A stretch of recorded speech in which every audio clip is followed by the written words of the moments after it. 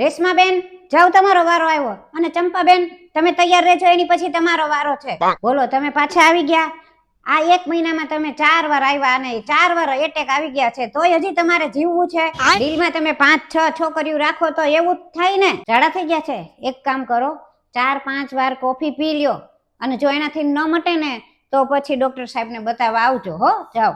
મને કાંઈ નથી ખબર ડોક્ટર સાહેબ ક્યાં ગયા છે. મને કઈ નથી જતા. સાહેબે એવું કીધું છે કે હું બીજા દર્દીને જોવા જાઉં છું. તમારે લોકોને બેહવું હોય તો બેહો, નહીતર બપોર વચાળે આવજો. જાઓ. જો પછી તમારા લોકોનો વારો વયો જાય ને તો મને ન કહેતા. એ બેન, ચપ્પલ બહાર કાઢીને આવો. તમે લોકોએ બહાર બોર્ડ નથી જોયું કે બૂટ ચંપલ અહીંયા ઉતારવા? અને અહીં હજી હમણાં જ ક્લિનિકમાં પોતું માર્યું છે. માજી, તમે 5 કલાકથી મારું લોહી પીવો છો. આ લોહીની બાટલી સામે આપવાની છે. જાઓ ને, ત્યાં આપી આવો ને. એ કાકી, તમે ઠેકડા ઓછા મારો. આ મણકા ખસી જશે ને તો ડોક્ટરને બતાવવા નહીં લાયક નહીં રહ્યો. પછી કહે કે મને આમ થઈ ગયું. શું નામ છે તમારું? રંજનબેન. તમારો વારો 10મો વારો છે. હજી વાર લાગશે. આ બેન ને તો જો કેટલો હરખ છે ડોક્ટરને બતાવવાનો. શું નામ છે તમારું? રમેશભાઈ. શું થયું છે? ખંજવાળ આવે છે?